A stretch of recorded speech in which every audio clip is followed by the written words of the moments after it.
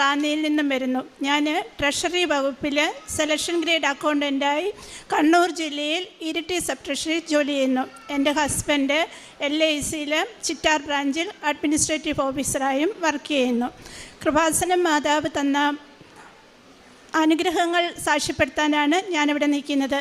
ഞാൻ ആദ്യമായി ഉടമ്പടി എടുത്തത് 2021 ഡിസംബർ 26-നാണ്. ഇതെൻ്റെ രണ്ടാമത്തെ സാക്ഷ്യമാണ്.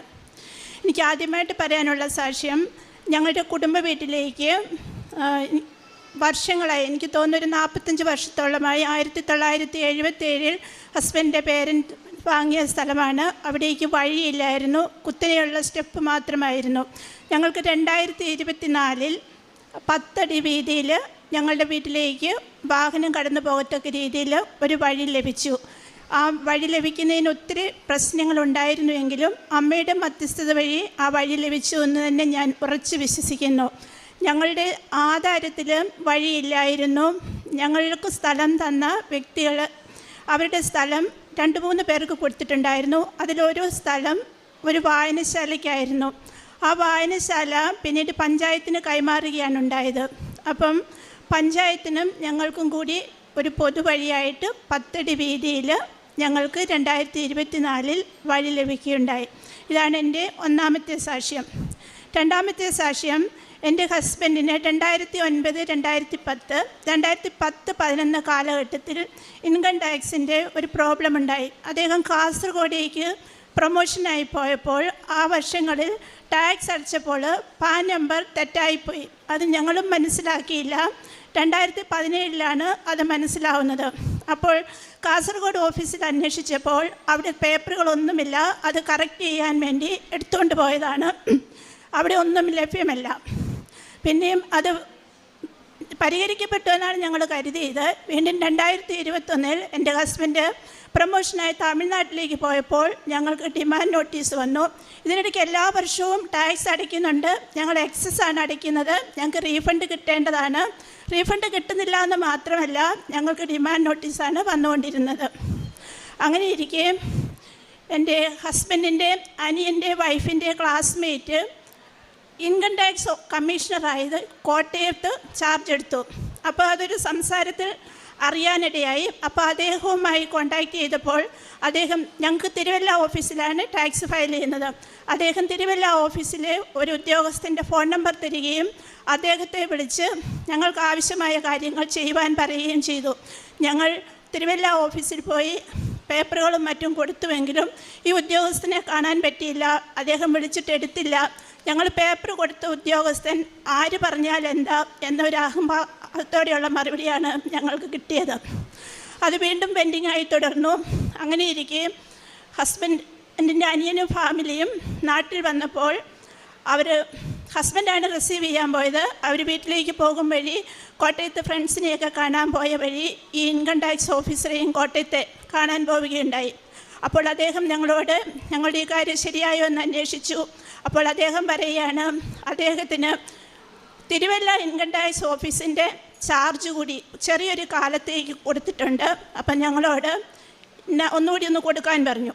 അപ്പം ആദ്യമേ ഏത് ഉദ്യോഗസ്ഥനെയാണോ ഞങ്ങളോട് കാണാൻ പറഞ്ഞത് ആ ഉദ്യോഗസ്ഥൻ ഞങ്ങളെ ഇങ്ങോട്ട് ഫോണിൽ വിളിക്കുകയും ഞങ്ങളുടെ കാര്യങ്ങളൊക്കെ തിരക്കുകയും ആ ഉദ്യോഗസ്ഥൻ മുഖാന്തരം ഞങ്ങളുടെ ഈ 2009, 10, 2010, 2011 കാലഘട്ടത്തിൽ ഇൻകം ടാക്സിൻ്റെ പ്രോബ്ലം 2024 പരിഹരിച്ചു എന്ന് മാത്രമല്ല ഞങ്ങൾക്ക് റീഫണ്ട് കിട്ടുകയും ചെയ്തു.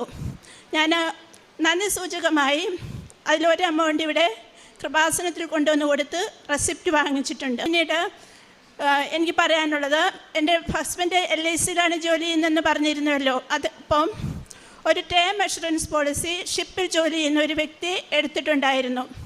അപ്പോൾ അദ്ദേഹം ഷിപ്പിൽ ജോലി ചെയ്യുന്നതുകൊണ്ട് 3.2% എക്സ്ട്രാ പ്രീമിയം ചാർജ് ചെയ്യേണ്ടിയിരുന്നത്. എന്നാൽ ചാർജ് ചെയ്തത് 2% മാത്രമായിരുന്നു. ഓഡിറ്റ് ഒബ്ജക്ഷൻ വന്നു. അവർ പറഞ്ഞു 3.2% തന്നെ പിടിക്കണം. അപ്പം നമ്മൾ ഈ പാർട്ടിയെ കോൺടാക്റ്റ് ചെയ്തപ്പോൾ പാർട്ടി പറഞ്ഞു പാർട്ടി അടയ്ക്കത്തില്ല. ആ പാർട്ടിയുടെ കയ്യിൽ പോളിസി ബോണ്ട് ഒക്കെ ഇരിക്കുകയാണല്ലോ, നമുക്കൊന്നും ചെയ്യാൻ പറ്റില്ല. അപ്പോൾ LIC തന്ന ബോണ്ടാണ്, പുള്ളി കോടതിയിൽ പോകും, പുള്ളി അടയ്ക്കില്ല എന്ന് പറഞ്ഞു. 1 കോടിയുടെ പോളിസി ആയിരുന്നു. അപ്പം ഹസ്ബൻഡ് ആകെ ടെൻഷനിലായി. അപ്പോൾ ഞാൻ ഹസ്ബൻഡിൻ്റെ അടുത്ത് പറഞ്ഞു, വിഷമിക്കേണ്ട, നമ്മൾ ഉടമ്പടിയിലാണല്ലോ, മാതാവ് ഇടപെട്ടോളും, നമുക്ക് മാതാവിന് നന്ദി പറയാം, മാതാവ് വേണ്ടതെന്താണെന്ന് വെച്ചാൽ ചെയ്തോളൂ എന്ന് പറഞ്ഞു. അപ്പം കുറച്ച് കഴിഞ്ഞപ്പം പാർട്ടി പറഞ്ഞു, പാർട്ടി ഇനി അടയ്ക്കാനുള്ള പ്രീമിയം പുള്ളി 3.2% വെച്ച് അടയ്ക്കാം, പക്ഷേ 2 വർഷത്തെ അടച്ചു പോയി, അത് അടയ്ക്കില്ല എന്നായി. അപ്പോൾ ഹസ്ബൻഡ് ഓഫീസിൻ്റെ ചാർജ് ആയതിനാൽ ഹസ്ബൻഡും ഇത് കംപ്ലീറ്റ് ചെയ്ത ഉദ്യോഗസ്ഥനും കൂടി ഇത് അടയ്ക്കണമെന്ന് സംസാരം വന്നു.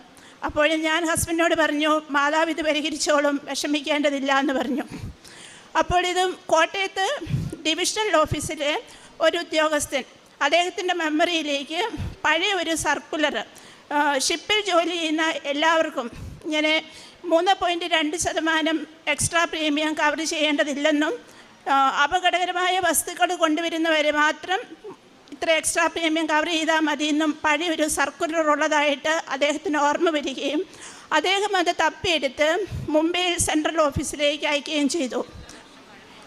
2007 സർക്കുലറാണിത്. ഈ സംഭവം ഞാൻ പറയുന്നത് നടക്കുന്നത് ഈ 2025 അപ്പം മുംബൈ സെൻട്രൽ ഓഫീസിൽ നിന്നും ഈ സർക്കുലർ പ്രകാരം ഈ പോളിസിക്ക് 3.2% എക്സ്ട്രാ പ്രീമിയം കവർ ചെയ്യേണ്ടതില്ലെന്നും 1.6% മാത്രം കവർ ചെയ്താൽ മതിയെന്നും പറഞ്ഞ് ഒരു ഓർഡർ വരികയാണ്. എൻ്റെ ഹസ്ബൻഡ് LICയിൽ ജോലി ചെയ്യാൻ തുടങ്ങിയിട്ട് 33 വർഷമായി. അദ്ദേഹത്തിൻ്റെ സർവീസിൽ ഇങ്ങനെയൊരു ഓർഡർ ഇതുവരെ വന്നിട്ടില്ല. അഥവാ ഒരു ഓർഡർ വരികയാണെങ്കിലും അത് കംപ്ലീറ്റ് ചെയ്ത പോളിസിക്ക് ബാധകമല്ല. അപ്പോൾ ഇത് കൃപാസന അമ്മയുടെ മധ്യസ്ഥത വഴി കിട്ടിയ അനുഗ്രഹമാണെന്ന് ഞാനും എൻ്റെ കുടുംബവും ഉറച്ചു വിശ്വസിക്കുന്നു. എനിക്ക് പറയാനുള്ള മറ്റൊരു കാര്യം, എൻ്റെ കുടുംബത്തിനുണ്ടായ ആത്മീയ വളർച്ചയാണ്. ഞാൻ 2021 മുതൽ കൃപാസനത്തിൽ വരുന്നുവെങ്കിലും എൻ്റെ ഹസ്ബൻഡ് എന്നെ ഇവിടെ കൊണ്ടുവിടും, കൃപാസനത്തിൽ കയറത്തില്ല.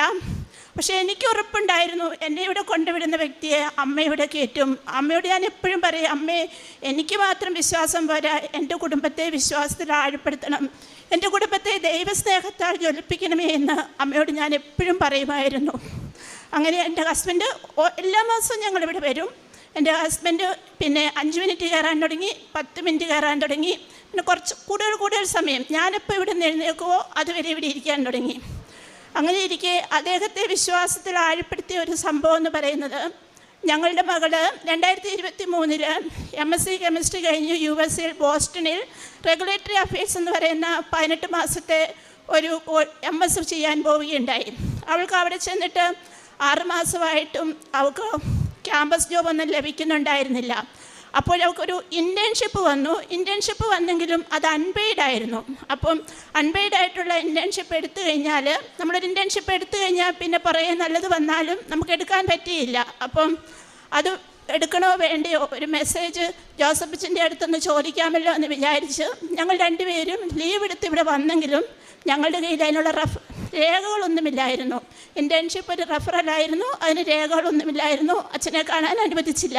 അപ്പം ഞങ്ങളിവിടെ ഇരുന്ന് പ്രാർത്ഥിക്കുമ്പോൾ, എൻ്റെ ഹസ്ബൻഡ് കണ്ണടിച്ച് പ്രാർത്ഥിക്കുമ്പോൾ ഒരു വെളുത്ത സ്ക്രീനിൽ എന്ന പോലെ എൻ്റെ ഹസ്ബൻഡ് കാണുകയാണ് 4648.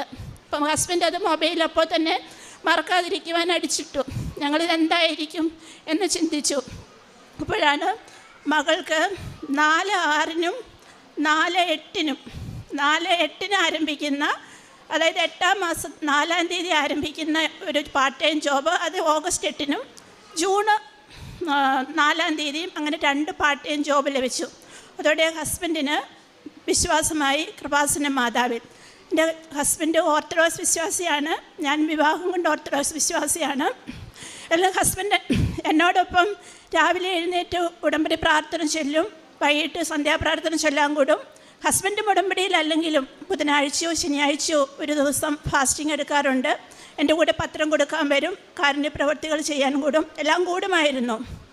പിന്നീട് എനിക്ക് പറയാനുള്ളത്, എൻ്റെ ഹസ്ബൻഡ് ഓഫീസിലേക്ക് പോകുമ്പോൾ, അദ്ദേഹം ചിറ്റാറാണ് ജോലി ചെയ്യുന്നത്, വനമേഖലയിൽ കൂടി പോകണം ജോലിക്ക്, കാറിലാണ് പോകുന്നത്. ഒരു ദിവസം രാവിലെ ഓഫീസിലേക്ക് പോയപ്പോൾ വലിയൊരു മ്ലാവ് ഓടി വന്ന് വണ്ടിക്കിട്ടിടിച്ച് അത് തെറിച്ച് വീണു. നമ്മുടെ വണ്ടിക്ക് ചെറിയ കേടുപാടുകൾ പറ്റിയെങ്കിലും എൻ്റെ ഹസ്ബൻഡിനും ഒന്നും പറ്റിയില്ല, മ്ലാവിനും ഒന്നും പറ്റിയില്ല. അത് ചാടി എഴുന്നേറ്റ് ഓടിപ്പോയി. നമുക്കറിയാമല്ലോ, വനം വകുപ്പിൽ എന്തെങ്കിലും ഒരു ഒരു കേസെടുത്തു കഴിഞ്ഞാൽ നമുക്ക് പറ്റിയതൊന്നും പ്രശ്നമല്ല, വന്യജീവിക്ക് പറ്റിയതാണ് പ്രശ്നമെന്ന് മാതാവിൻ്റെ കൃപയാലാണ് എൻ്റെ ഹസ്ബൻഡിനും ആ ജീവിക്കും ഒരപകടവും പറ്റാതിരുന്നതെന്ന് ഞാൻ ഉറച്ച് വിശ്വസിക്കുന്നു. പിന്നെ എനിക്ക് പറയാനുള്ളത്, മകൾക്ക് ഇൻറ്റേൺഷിപ്പും ജോലിയും കിട്ടിയ കാര്യം ഞാൻ പറഞ്ഞുവല്ലോ. അപ്പം മകൾക്കിതൊന്നും കിട്ടാതിരുന്നപ്പോൾ ഞാനും എൻ്റെ ഹസ്ബൻഡ് ഉടമ്പടി ജീവിതമാണ് നയിക്കുന്നത്.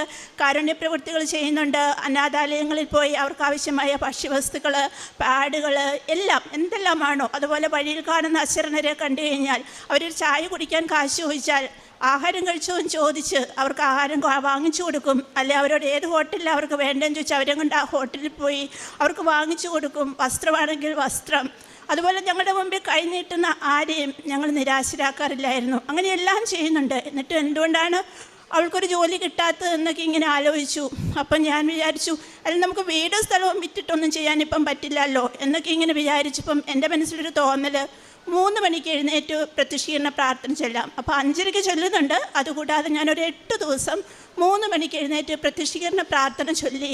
8ാമത്തെ ദിവസം ബൈബിൾ തുറന്നപ്പോൾ എനിക്ക് കിട്ടുന്നത് സക്രിയ പ്രവാചകൻ്റെ പുസ്തകത്തിൽ നിങ്ങളുടെ ഉടമ്പടി അസാധുവാക്കിയിരിക്കുന്നു എന്ന വാക്യമാണ്.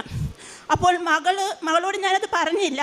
അവൾ അന്നൊന്നിട്ട് ഫോൺ വിളിച്ചിട്ട് എന്നോട് പറയുക, അമ്മേ ഞാൻ സ്വപ്നം കണ്ടു, നമ്മളെല്ലാവരും കൂടി ജോസഫച്ചൻ്റെ അടുത്ത് പോയി, അച്ഛൻ പറയുകയാണ് മാതാവ് നിങ്ങളോട് കൂടിയില്ല.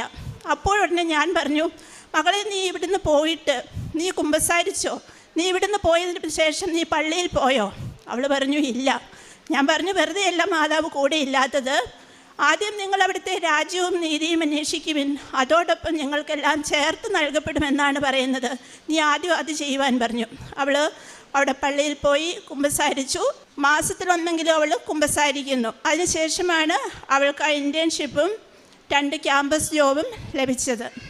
എനിക്ക് പറയാനുള്ളത്, പിന്നെ ഞങ്ങളുടെ മകന് BCom ഓണേഴ്സ് ചെയ്തതിനോടൊപ്പം ക്രൈസ്റ്റ് കോളേജിലാണ് അവൻ പഠിച്ചത്. അവന് CFA ചാർട്ടേഡ് ഫിനാൻഷ്യൽ അനലിസ്റ്റായിട്ട് ആ ലെവൽ ഫസ്റ്റ് 1 കോഴ്സും പാസ്സാകുവാൻ സാധിച്ചു. മകനായാലും ഇതുപോലെയുള്ള എക്സാമൊക്കെ വരുമ്പോൾ എൻ്റെ അടുത്ത് പറയും, അമ്മയെ കാശ് രൂപം. അവൻ അതിനായിട്ട് തന്നെ ബാംഗ്ലൂരിൽ നിന്ന് വരും. ബാംഗ്ലൂരിൽ നിന്ന് വന്ന് കാശ് രൂപം വാങ്ങിച്ചുകൊണ്ട് പോയാണ് ഈ പരീക്ഷ എഴുതിയത്. ലെവൽ ഫസ്റ്റ് 1 പാസ്സായത് അമ്മയുടെ കൃപ കൊണ്ടാണെന്ന് ഞാൻ വിശ്വസിക്കുന്നു. എനിക്ക് ഈ ഭൗതിക അനുഗ്രഹങ്ങളെക്കാളൊക്കെ കൂടുതൽ പറയാനുള്ളത് ആത്മീയ വളർച്ചയാണ്. ഞാൻ ജന്മം കൊണ്ട് കാത്തലിക്കാണെങ്കിലും വിവാഹശേഷം ഞാനും അധികം അങ്ങനെ പള്ളിയിൽ പോയിട്ടില്ല. വല്ലപ്പോഴുമൊക്കെ ഒന്ന് പള്ളിയിൽ പോകാറുണ്ടായിരുന്നുള്ളൂ. ആണ്ടുകുമ്പസാരം തന്നെ ഇല്ലായിരുന്നു. ഈ ഉടമ്പടിക്ക് ശേഷം വിശുദ്ധിയിൽ വളരുവാൻ, ദൈവത്തോടടുക്കുവാൻ, നന്മയും കരുണയും നിറഞ്ഞൊരു ഹൃദയത്തിനുടമയാകുവാൻ എനിക്ക് സാധിച്ചു. എൻ്റെ കുടുംബത്തിന് സാധിച്ചു. ഇപ്പോൾ ഹസ്ബൻഡും ഞാനിവിടെ ഇല്ല എങ്കിലും ഹസ്ബൻഡായാലും എല്ലാ ദിവസവും രാവിലെ 5:30 എഴുന്നേറ്റ് ഉടമ്പടി പ്രാർത്ഥന കൂടും. വൈകിട്ട് സന്ധ്യാപ്രാർത്ഥന, ജപമാല ചൊല്ലും. ആഴ്ചയിലൊന്ന് ഉപവസിക്കും. കാരുണ്യ പ്രവൃത്തികൾ ചെയ്യും. ഞാൻ കണ്ണൂരേക്ക് പോയപ്പോൾ ഞാൻ വിഷമിച്ചു. എനിക്കിനി എല്ലാ മാസവും കൃപാസനത്തിൽ വരാൻ പറ്റത്തില്ലല്ലോ, 90 ദിവസം കഴിയുമ്പോൾ ഉടമ്പടി പുതുക്കാനല്ലേ വരാൻ പറ്റുള്ളൂ എന്ന്. പക്ഷേ ഞാൻ എല്ലാ 2 ആഴ്ച കൂടുമ്പോഴും നാട്ടിൽ വരും. വെള്ളിയാഴ്ച അവിടുന്ന് കയറിയാൽ ശനിയാഴ്ച രാവിലെ 6:30 വീട്ടിലെത്തും. വീട്ടിൽ വന്ന് ഫ്രഷായി നേരെ ഇവിടെ കൃപാസനത്തിലെത്തും. എല്ലാവരും ചോദിക്കും ക്ഷീണമില്ലേ എന്ന്. യാതൊരു ക്ഷീണവും എനിക്ക് അനുഭവപ്പെടാറില്ല. അത് ദൈവം നൽകിയ ഒരു കൃപയായിട്ടാണ് എനിക്ക് കാണുവാൻ സാധിക്കുന്നത്. പിന്നെ മറ്റുള്ളവർക്ക് വേണ്ടി പ്രാർത്ഥിക്കുവാനുള്ളൊരു കൃപ ദൈവം നൽകി. മറ്റുള്ളവർ എപ്പോഴും ഞാൻ മറ്റുള്ളവരോടധികം വർത്തമാനം പറയുന്ന ചിരിക്കുന്ന ഒരു വ്യക്തി ആയിരുന്നില്ല. ഇപ്പോഴും ആനന്ദം എന്ന് പറഞ്ഞാൽ അത് നമുക്ക് പറയാൻ പറ്റില്ല. അത് അനുഭവിക്കാൻ സാധിക്കുന്നുണ്ട്. കാണുന്നവരൊക്കെ എപ്പോഴും പറയാറുണ്ട് സന്തോഷമായിട്ടാണ് ഇരിക്കുന്നതെന്നുള്ള ഒരു വർത്തമാനം. പിന്നെ മറ്റുള്ളവർക്ക് നന്മ ചെയ്യാൻ ദൈവം നൽകിയ കൃപകൾക്ക് ഏറെ നന്ദി പറഞ്ഞുകൊണ്ട് ഇനിയും ഉടമ്പടി ജീവിതം അവസാനം വരെയും തുടരണമെന്ന ആഗ്രഹത്തോടെ അപ്പായിക്കും ഈശോയ്ക്കും പരിശുദ്ധാത്മാവിനും കൃപാസന മാതാവിനും നന്ദി പറഞ്ഞുകൊണ്ട്